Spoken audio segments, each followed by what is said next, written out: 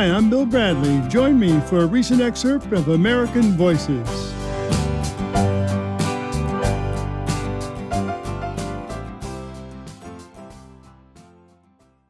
I'm Bill Bradley. We're back now on American Voices.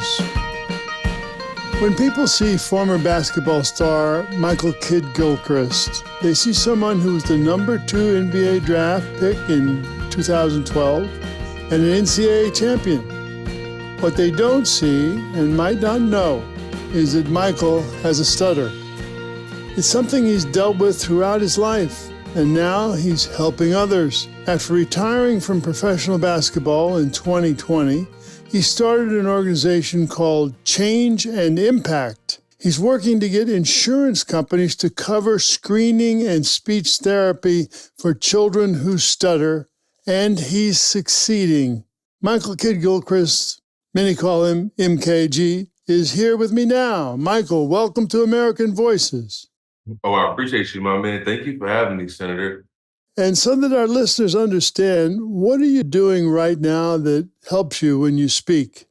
Yeah, so how I stutter is I have blocks, right? So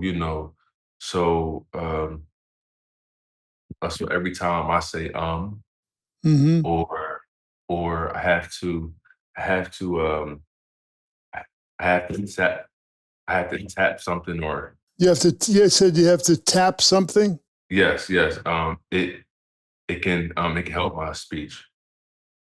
Like that's what I learned over time. That's really interesting. Yeah. So tell me, growing up, playing basketball, and dealing with a stutter, how did the stutter affect your childhood? I am I'm from a small town in New Jersey where, where everybody knows everybody about everything. Yeah, I know that kind of town. That's where I grew up. Yeah. Not that much. Didn't really hit me until I was in high school and in North Jersey. Exit, exit 13 on the turnpike. So yeah. Mm-hmm. Yep.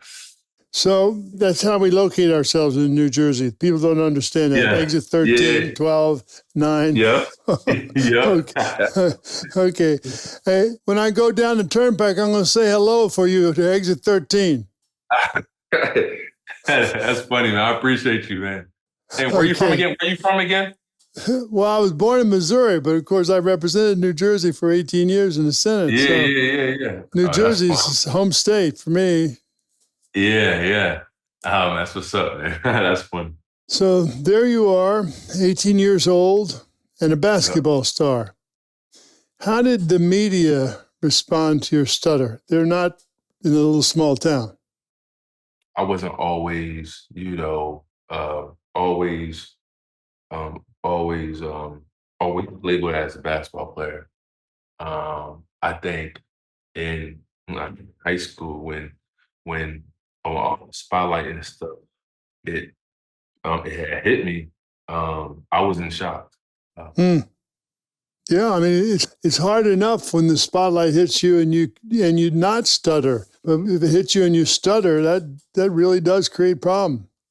Yeah. So I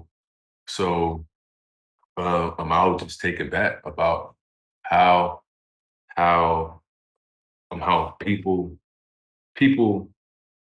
didn't understand about stuttering at all. I was the only one who stuttered. Hmm.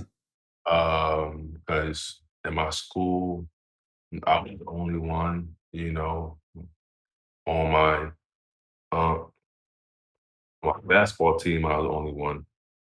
And also in my own family, I'm the only one still to the day. So yeah. So then you're in the Final Four. You're the number 2 draft pick, and Michael Jordan chooses you. What was the draft like for you? It wasn't just a draft. It was a national championship Also the draft in itself, I feel like, to to work on the game for so long and get get to a point where you are at your dream, right? And Right. not and just worry from the human aspect where people people not going to understand about this thing called stuttering. Hmm. And like I was just worried about how how the media will receive me me of having a stutter. Right. You were worried.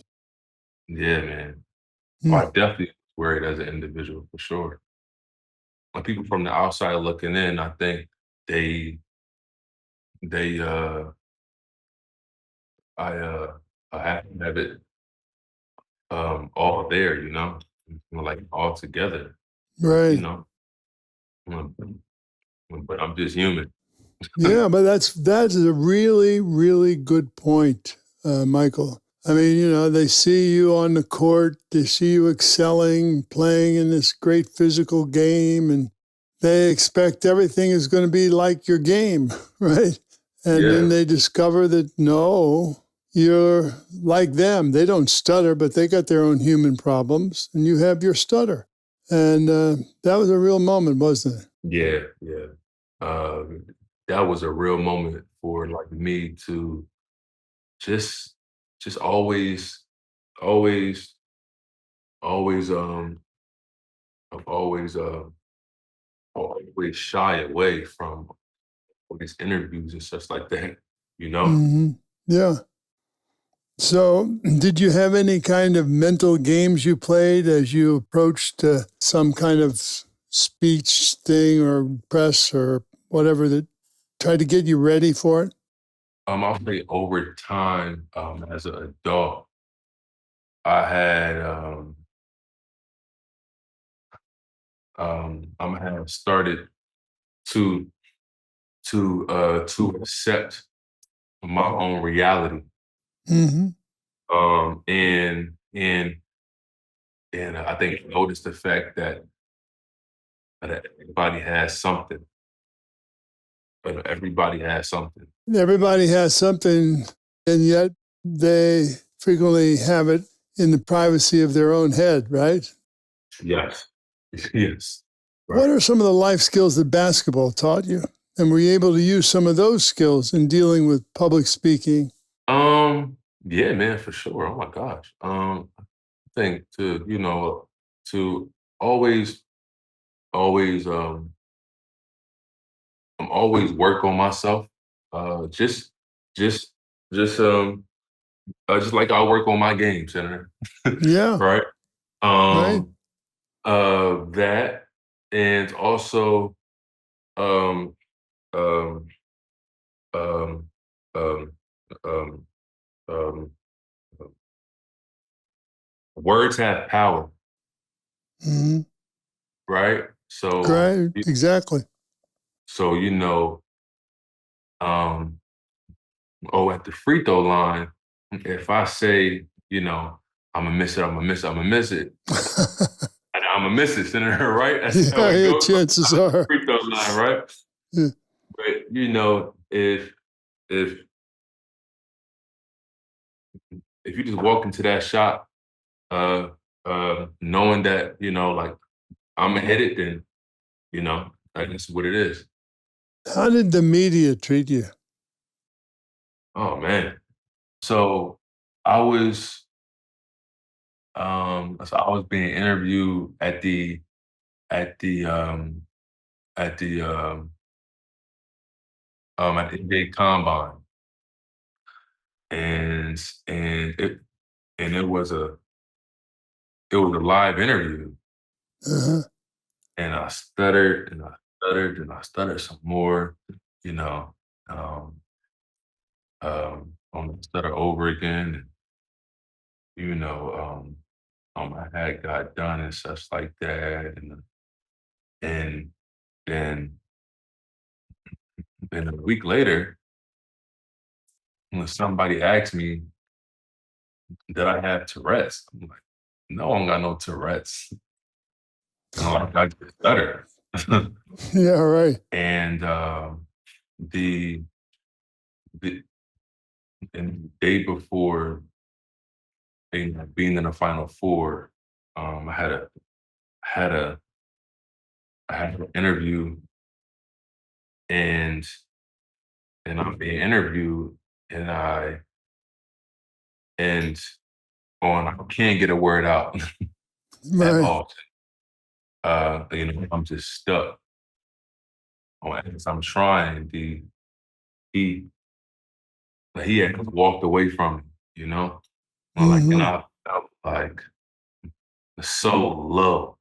You mean he walked away from you as you were trying to speak? Yeah, yeah. Yeah, Oh, yeah. that's cold. Yeah, yeah. So, it's just things like that, Senator. I'm just, you know, I'm just proud of myself now, you know? Yeah, well, you deserve to be. I mean, when did you decide to retire from pro basketball and start change and impact? After the NBA bubble, Uh huh. um, yeah, because at that time it was a lot of stuff going on. Everywhere, right? Yeah. And here I am as as a person who stuttered, and I'm like, man, I'm just tired of this feeling. And I had called uh, uh, I had called a doctor I had known in at the Children's Hospital of Philadelphia Hmm. about this thing called stuttering I had. And I got educated more and more and more and more about it. And I looked at all the data, like around stuttering, and I'm like, man, you know what? This is what I want to do, and I want to be an advocate. Well, it's a great thing to do, I'll tell you that. If you've just tuned in, you're listening to American Voices on Sirius XM Radio. I'm your host, Bill Bradley. I'm speaking with Michael Kidd Gilchrist. He was the number 2 NBA pick in the draft and an NCAA champion. He's now working to get insurance companies to cover screening and speech therapy for children who stutter. So, Michael, you're getting insurance companies now. You're trying to work to get insurance companies to cover screening and speech therapy for kids who stutter. Tell us how you advocate for this. How are you making that happen or trying to make that happen? So, I would call, I would call around to hospitals and universities, um, and and and this is around the country, Senator. And I would go um, to that children's hospital, and also to that university, and and I would just advocate. So I would meet those at that on the university who stutters, and also I would go to high school, even middle school, and just I would meet kids and their parents, Mm-hmm. you know, who have a stutter, and I would get the people, Senator, right? Yeah. And I now have a bill in the state of Kentucky uh, that got passed and signed, and now it's just it's just a lot of interest from, Mm-hmm. other reps in other states. So Sure. that's how it's going right now. And and and in some states that have people in their own assembly who has a stutter.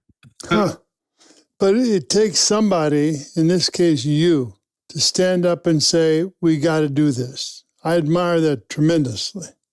Yeah. Well, I appreciate that. And look, I'm not a lobbyist. I'm not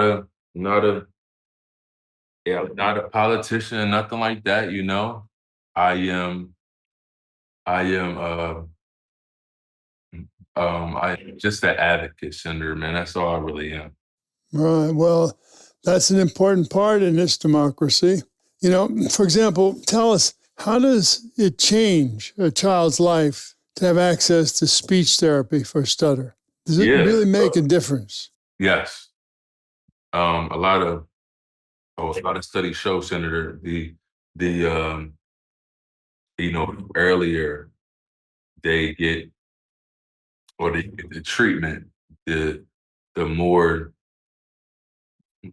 more likely that they won't have a stutter as they get older. So, what states have passed this legislation so far, and which states are you working on now?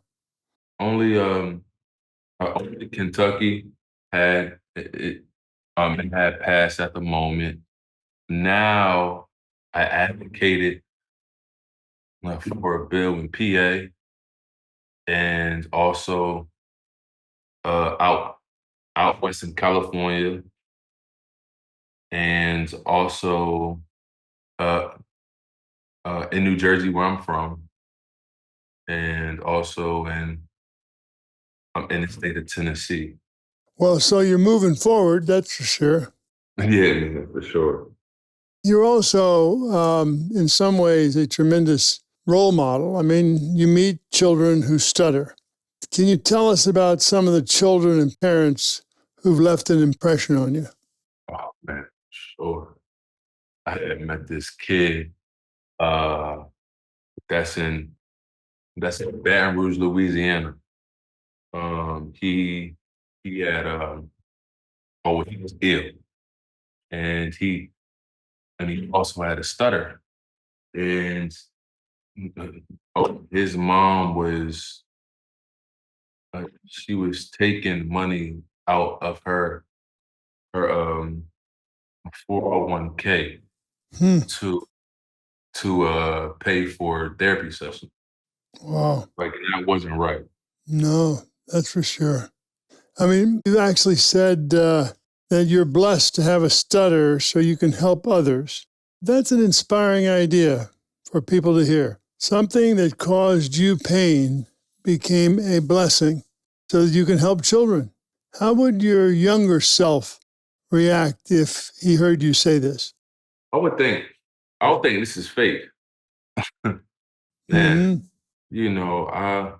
I had been picked on, I had been teased, and I had felt so low at a point in time in my life, Senator.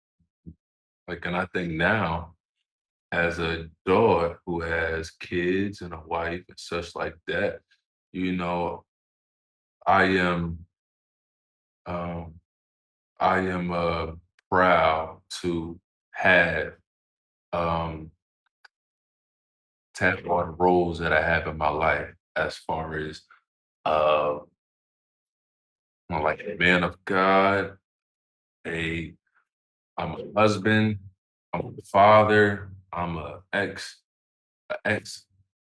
um, I'm an ex-athlete, and now, I'm an advocate for for people who started like myself. No, Mm-hmm. but I mean, I wouldn't think, like this was true at all as a kid, Senator, man. I'm being honest. Yeah. Yeah. Well, this is how you've grown, matured. This is how life has allowed you to become the man you are today. It's really impressive. Appreciate that. What advice do you have for children who stutter and feel isolated and are afraid to speak in public? Everybody has something that they deal with, you know. Um, it just so happened that that people can they can hear ours, you know. I'm like, and that's okay. Mm-hmm. And that is okay. Yeah. Yeah, that's a great way to say to someone, whatever you have, it's okay. You can deal with it. Yeah. I mean, and Michael, I think you're an inspiration. And I just want to thank you for coming on American Voices. It's a great honor to have people who've made the kind of commitment you've made to others come forward and share who they are, difficulties and triumphs with all of my listeners. I think we're all kind of ennobled in hearing you and others who are willing to share. Thank you. I appreciate you, Senator. Thank you for having me. One last question. You still shoot? Yeah, man. They ask me that all the time, too. Still shoot. I'm 80 years old. I'm still shooting? I don't think so. That's funny. Anyway, thank you so much. Thank you. I appreciate you.